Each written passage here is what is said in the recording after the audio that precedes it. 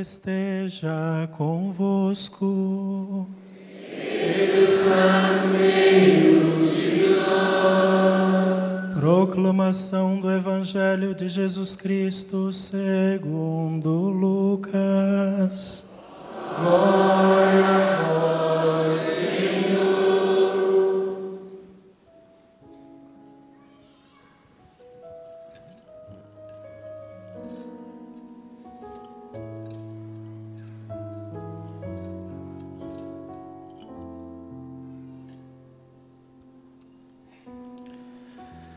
Muitas pessoas já tentaram escrever a história dos acontecimentos que se realizaram entre nós, como nos foram transmitidos por aqueles que desde o princípio foram testemunhas oculares e ministros da palavra.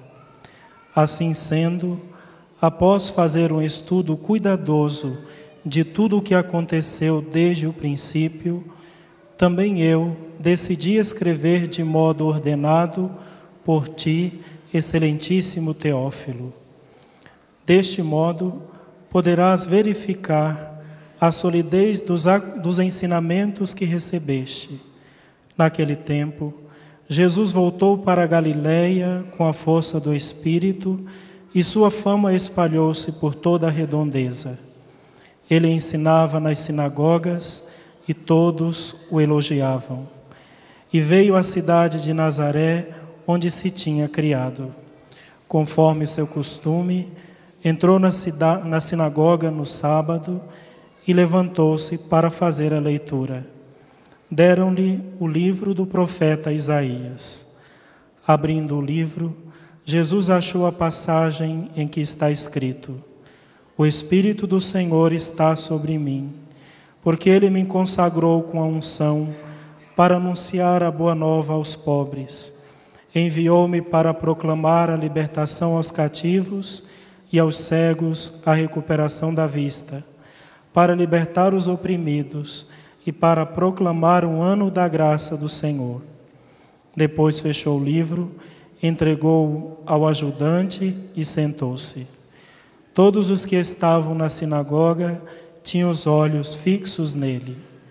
Então começou a dizer-lhes: Hoje se cumpriu esta passagem da Escritura que acabastes de ouvir. Palavra da salvação. Glória a vós, Senhor.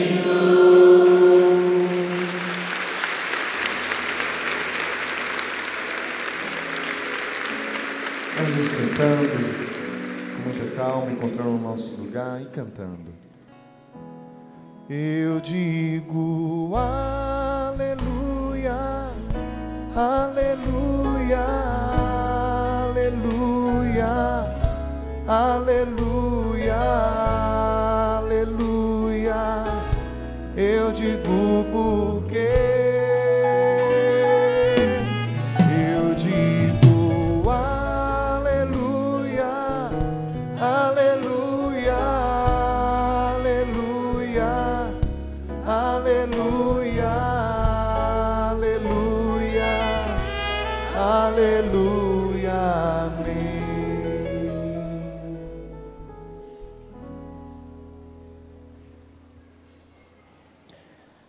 Meus queridos irmãos e irmãs, a liturgia da palavra de hoje nos propõe uma reflexão substanciosa sobre a nossa missão de paz na nossa família, de paz dentro da igreja, neste ano sacerdotal, de como guiar o nosso país dentro da sua identidade e da sua tradição.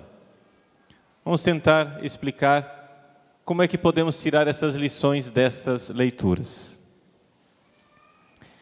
Na primeira leitura do livro de Neemias, nós lemos um acontecimento muito importante. Deixa eu contextualizar para você. O povo de Israel ficou durante 70 anos exilado na Babilônia. E o povo que estava lá na Babilônia já estava perdendo a sua identidade. Por quê? Porque na Babilônia eles aprenderam uma outra língua. Quando eles saíram de casa, todos falavam hebraico. Mas lá na Babilônia aprenderam a outra língua, o aramaico. E lá na Babilônia eles foram perdendo a sua identidade como povo. Porque uma das coisas que faz a identidade de um povo é a religião. Principalmente o povo de Israel se identifica como um povo que tem um Deus, com o qual ele fez uma aliança de servir para sempre. Pois bem, esse povo de Israel estava perdendo a sua identidade. Eles estavam já há 70 anos. 70 anos, vocês sabem, é o espaço de 2 gerações. Quem saiu de Jerusalém, exilado, foram os avós. Eles tiveram filhos. Já estamos na geração dos netos, e são os netos que voltam para casa. Mas esses netos nunca tinham estado em Jerusalém. Nunca tinham conhecido a terra, a pátria dos seus avós. 2 são os líderes do povo que reconduzem o povo de Israel de volta para Jerusalém. Neemias, o governador, que tão logo ele chega em Jerusalém, ele fica desolado de ver o estado da cidade. A muralha estava toda caída, a cidade era só ruínas. A grande cidade de Jerusalém, o lugar do templo de Deus, servia para o pasto dos animais. A cidade estava completamente desolada e destruída. Qual é a primeira preocupação de Neemias? Reerguer as muralhas. Erguer novamente as muralhas, porque você sabe que nas cidades antigas a muralha era essencial para defender a cidade dos inimigos. Então a primeira coisa era tratar que a cidade tivesse um sistema imunológico contra os ataques das doenças, dos vírus, não é? Ou seja, uma muralha, fazer com que aquele povo vivesse ali no ambiente recintado, no ambiente protegido para que pudesse crescer. Depois que Neemias ergue a muralha, então o segundo líder, Esdras, sacerdote, se preocupa de agora instruir o povo. Ele faz erguer um palanque em praça pública com um ambão, uma estante de leitura, e ali ele traz o livro da lei, a palavra de Deus. Ao trazer a palavra de Deus, então, ele lê a palavra de Deus em hebraico, a língua antiga que tinha sido esquecida. E então alguém traduzia para o povo em aramaico para que o povo entendesse. E o povo então reencontra as suas raízes, o povo reencontra a sua identidade, o povo reencontra quem ele mesmo é. Porque um povo sem história é um povo que não tem identidade, que não sabe quem é. Esta é mais ou menos a primeira leitura. O que é que nós podemos tirar desta primeira leitura? A primeira coisa, um exame de consciência a respeito da nossa situação enquanto igreja. Meus queridos irmãos e irmãs, a igreja, de uma forma geral, principalmente aqui no Brasil, ela se encontra como aquela situação de Jerusalém. Os nossos muros foram abatidos, os bastiões da igreja foram derrubados. Por quê? Vocês sabem que há uns 40 anos atrás, quase 50, nós tivemos o Concílio Vaticano II. O Concílio Vaticano II foi uma bênção para a igreja. Ele foi muito bom, muito importante. Se nós pegarmos os documentos que estão no Vaticano II, nós podemos ver que aqueles documentos trazem verdades de fé muito importantes que precisam ser valorizadas. Recordo documentos belíssimos, como o documento sobre a Palavra de Deus, a Dei Verbum, que é uma preciosidade, que é documento sobre a revelação.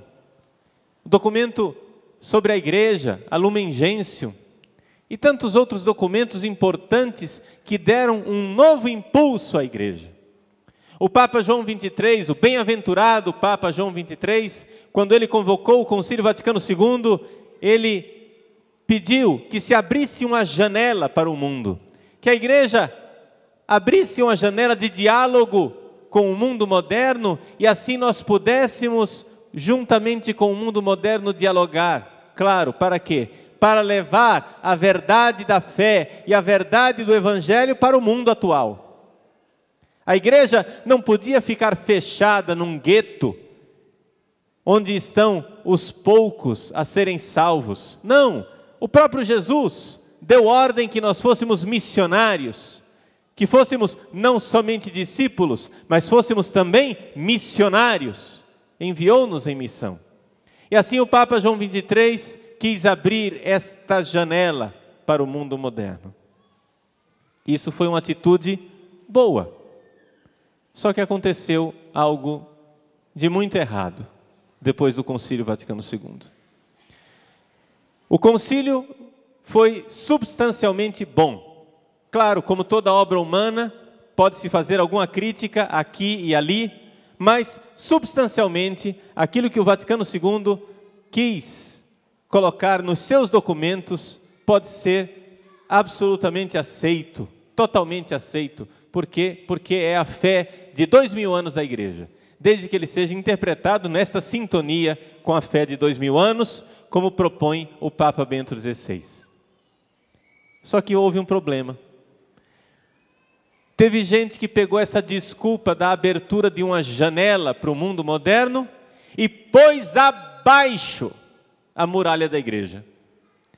Pôs abaixo a parede inteira. Uma coisa é abrir uma janela, outra coisa é destruir uma parede. Foi o que algumas pessoas fizeram, em total contradição com o verdadeiro espírito do Concílio Vaticano II. E o que é pior, essas pessoas fizeram isso alegando que estavam seguindo o verdadeiro espírito do Vaticano II. Pura mentira, puro engano. O Vaticano II não quis isto, não quis derrubar os bastiões da igreja. O Papa Bento XVI nos exorta a ler o Concílio Vaticano II em continuidade, ler o Concílio Vaticano II em sintonia com a tradição de 2000 anos da igreja. Não foi uma igreja nova que começou há 50 anos atrás, é a mesma igreja de sempre, é a igreja de Cristo, porque a nós não interessaria uma igreja nova, a nós não interessaria uma igreja que não fosse aquela de 2000 anos, que nos dá os sacramentos de Cristo, a palavra de Cristo, a mensagem de nosso Senhor. Nós queremos a igreja de 2000 anos. E é isso que o Papa Bento XVI quer recordar o mundo inteiro, dizendo que nós precisamos ler o Concílio Vaticano II nessa sintonia bonita com a tradição de 2000 anos. Só o que aconteceu?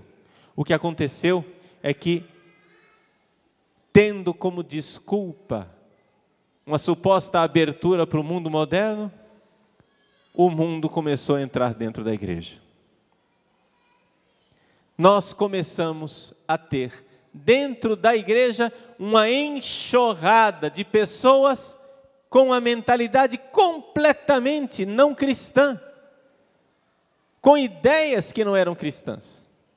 Gente dentro da igreja adotando a filosofia ateia de filósofos como Nietzsche, como nós vimos hoje de manhã, de filósofos como Sartre, que nós citamos hoje de manhã, filósofos ateus que não são aceitáveis, como Marx, E assim foi entrando uma série de filosofias mundanas dentro da igreja.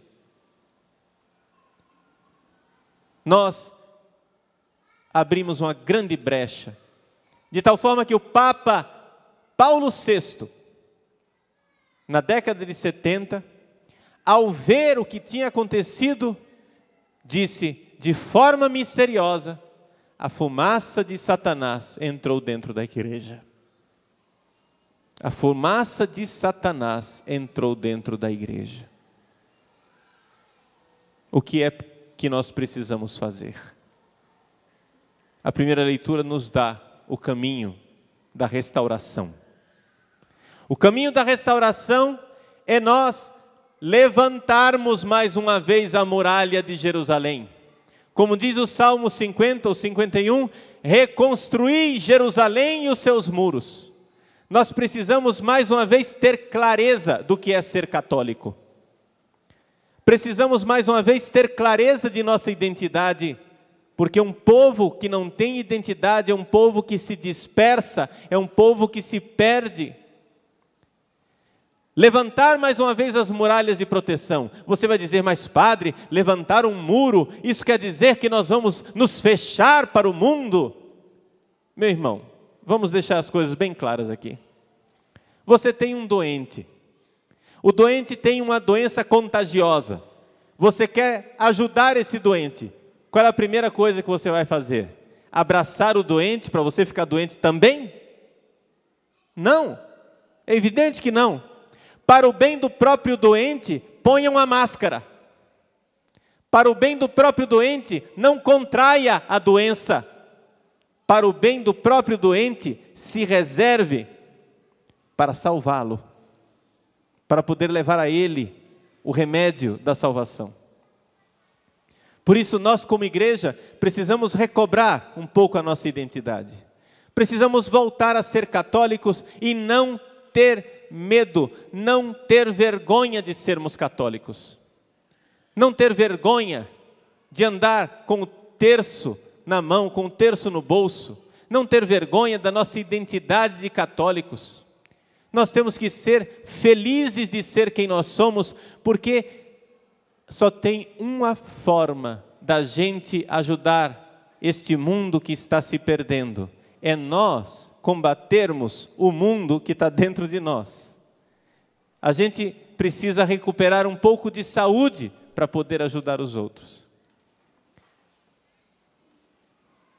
Eu tenho a alegria de ter aqui na missa comigo 3 sacerdotes que foram meus alunos no seminário de Cuiabá. Queria que os 3 ficassem de pé, só para o pessoal identificar quem que são. São esses 3 padres que estão aqui, que vieram com um grupo de Cuiabá.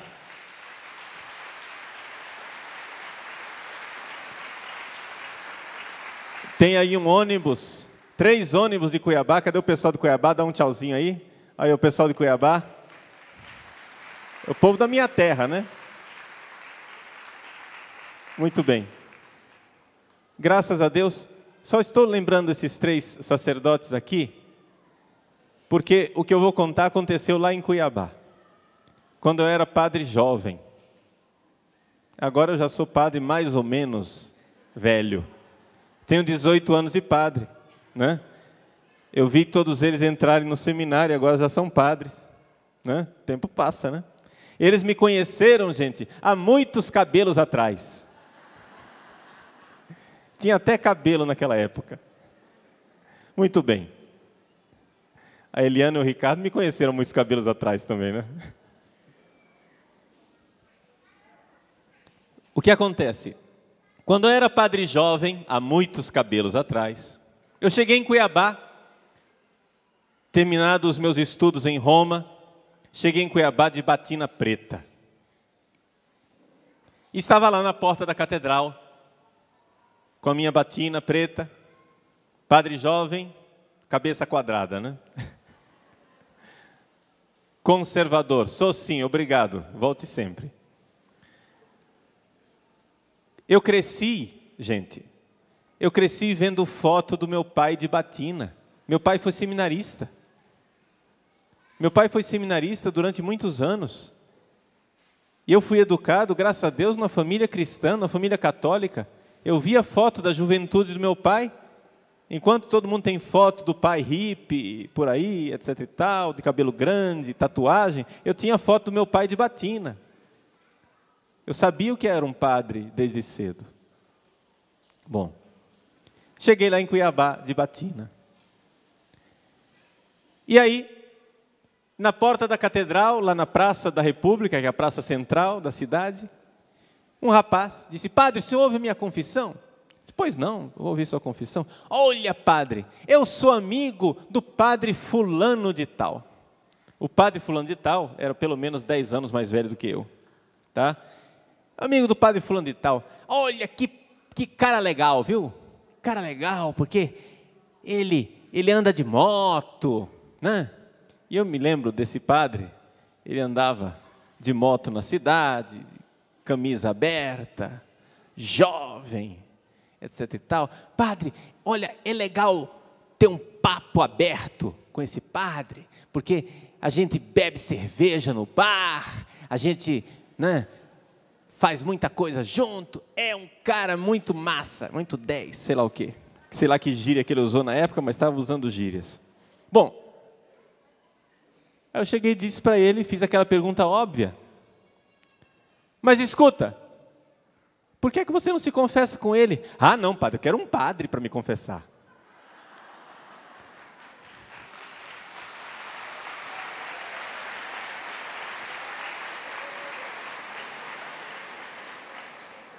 Para me confessar, eu quero um padre, eu não quero um cúmplice. Não quero um cúmplice de noitadas. Eu quero um pai. Eu quero um diretor espiritual. Esse é o tipo de bem que nós podemos fazer ao mundo. Quando o padre é padre com identidade de padre, nós estamos no ano sacerdotal, você está entendendo por que eu estou falando isso? Quando o padre é padre com identidade de padre, ele faz um bem maior do que ficar disfarçado de leigo por aí. Assim também você.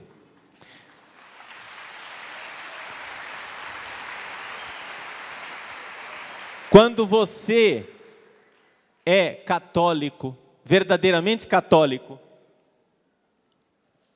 e não vai por aí disfarçado de pagão, quando você não precisa vestir um crachá escrito "sou católico", não é isso. Mas quando você se veste, né, principalmente as meninas, se veste com modéstia, as meninas se vestem de forma adequada, os rapazes têm um comportamento respeitoso. Quando você é ornado de virtudes, quando você é católico de verdade, quando você não tem medo de crer em Deus, quando você não tem medo de defender a sua fé, quando ela é pisada, quando você não tem medo de dizer eu sou católico. Pode ser que eu seja minoria na minha sala de aula, pode ser que eu seja minoria na repartição onde eu trabalho, pode ser que eu seja minoria no meu bairro, mas eu sou católico, e sou feliz de ser católico, me identifico como católico. Você está fazendo um bem ao mundo. Porque as pessoas veem a luz que brota da sua vida. Jesus disse isso: nesse mundo brilhareis como astros luminosos. Mas para isso, meu irmão, você precisa ser católico. Você precisa ter a sua identidade de católico. Você não pode ficar abraçando o mundo e sendo igual ao mundo. Você tem que ser diferente. Não tenha medo de ser diferente.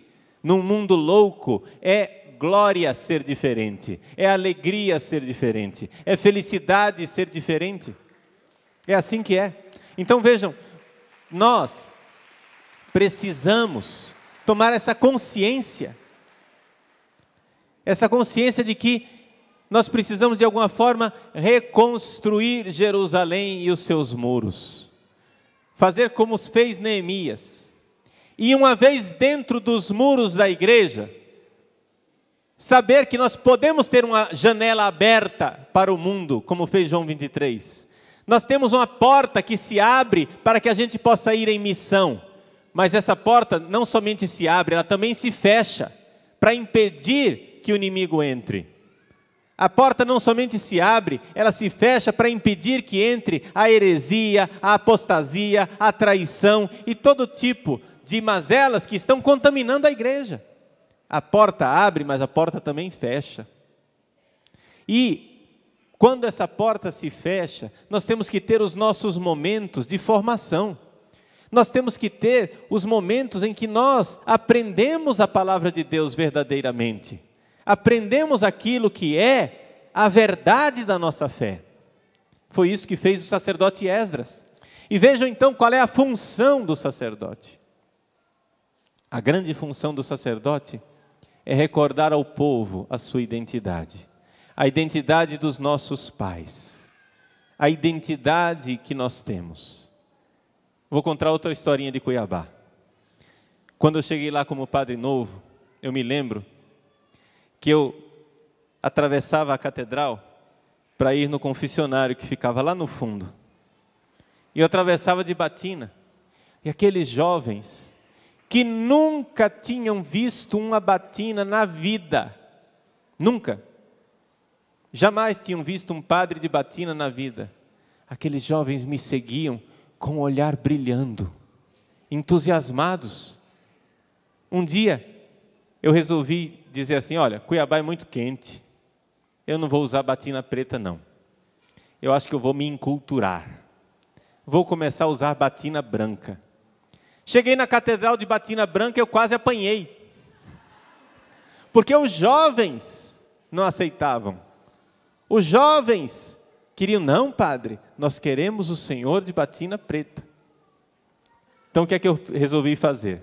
Eu faço assim, quando eu vou à rua, que tem algum negócio para fazer, etc e tal, no dia a dia, eu estou de clergyman, que é mais, né, adequado ao clima. Mas quando eu vou dentro, tenho que fazer alguma coisa dentro da igreja, quando eu tenho que celebrar um sacramento, eu ponho a minha batina, do jeito que eu estou agora, eu estou de batina aqui. Olha aí, ó. Por baixo tem uma batina preta aqui, estou de batina. Por quê? Quando eu vou celebrar missa, eu ponho a batina. Quando eu vou administrar os sacramentos, eu ponho a batina. Quando eu vou pregar, eu ponho a batina. Eu não fico de batina o dia inteiro. Mas, quando eu sou identificado como padre, na rua, eu sou identificado com o meu clergyman. Mas, no dia a dia, com a minha batina. É isso o que o povo católico quer. O povo quer que os seus padres se identifiquem e tenham o rosto de padre, e tenham um jeito de padre. E é isso que a Igreja de Deus quer.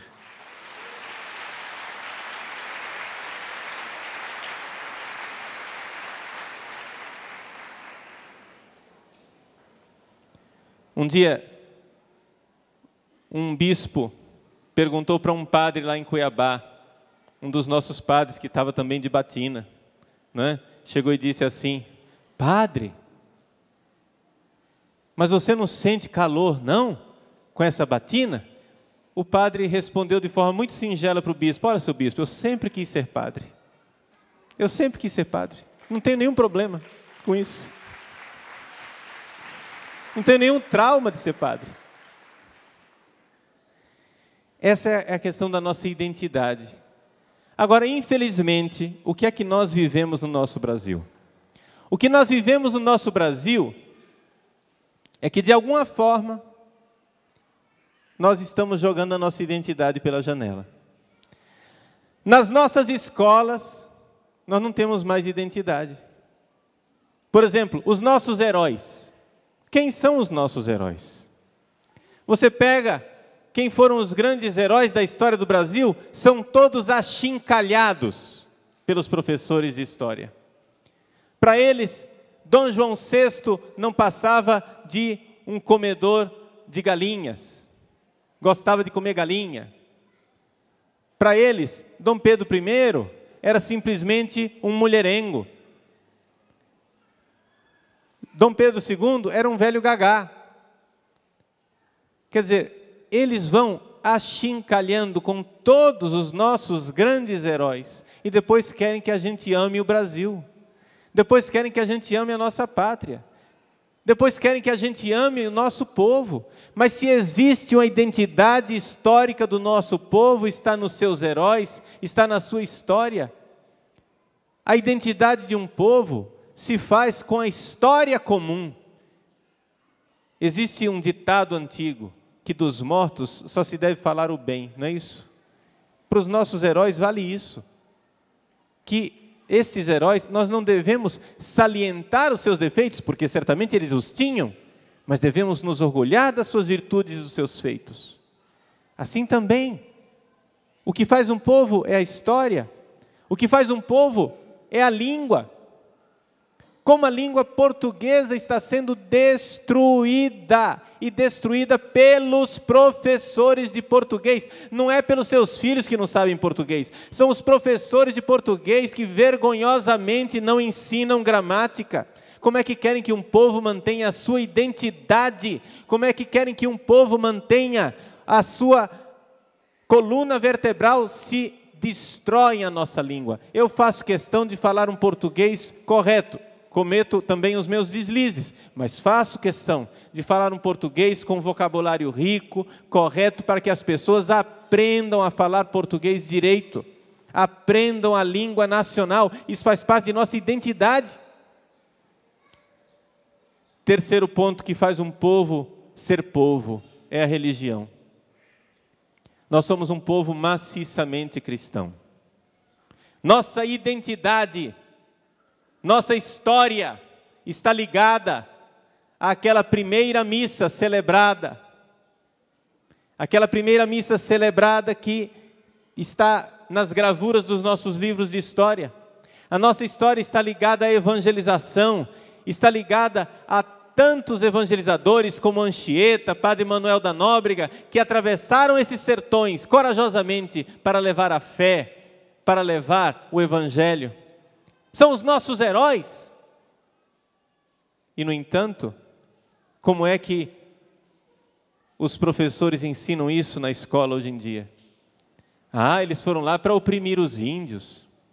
Foram lá para mudar a cultura do índio, porque a cultura deles era linda. Sim, era linda, eram canibais. Que cultura linda, né?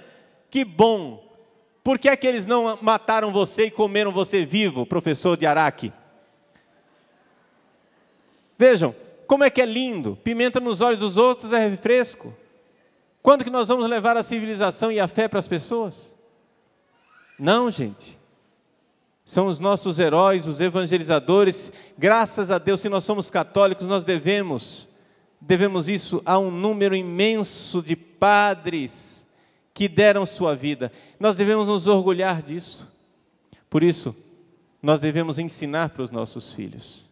Ensinar para os nossos filhos o orgulho de nossa identidade. Felizes de sermos quem nós somos. Aí você vai dizer, mas padre, nós vamos ficar fechados dentro de um gueto? Não, não vamos ficar fechados dentro de um gueto. Mas nós vamos ter a nossa identidade. Nós não vamos jogar fora aquilo que nós somos, exatamente para ajudar os outros, exatamente para nos abrirmos ao mundo, para que o mundo creia, para que o mundo encontre o caminho. Mas nós precisamos ter a nossa identidade. Não podemos ter medo de conservar a nossa identidade católica, de conservar a nossa identidade verdadeira de brasileiros. Nós precisamos ter veneração pela história do nosso país, naquilo que ela tem de bom. Claro que aquilo que tem de errado, a gente deve condenar. Mas as coisas boas, precisamos falar bem da nossa história, porque se nós não falarmos bem da nossa história, nós estamos cortando o galho no qual nós estamos sentados. É aquilo que nos sustenta de pé. Precisamos cuidar da língua pátria. Precisamos cuidar da nossa religião. Esse foi o trabalho que Neemias e Esdras fizeram para restaurar o povo de Israel. Se nós quisermos restaurar o nosso país, não é fazendo propaganda na televisão que a gente cria uma identidade nacional. É dando verdadeiramente educação, orgulho pela nossa história, amor à pátria, língua portuguesa adequada e, sobretudo, religião para os nossos filhos e filhas. É assim que nós vamos ter um país que vale a pena, um país que se erga dessa mediocridade moral, dessa baixeza moral na qual o Brasil atolou. É a única forma que nós temos.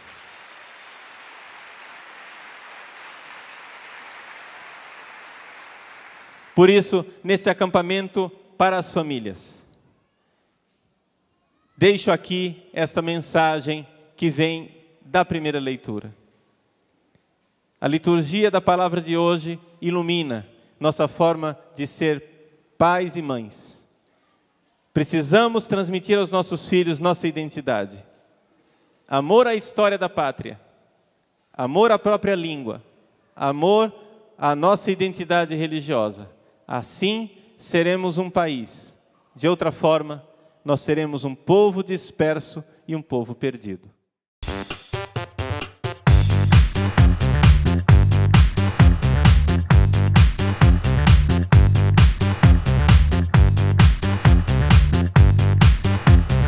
cançãonovaplay.com. Assine já!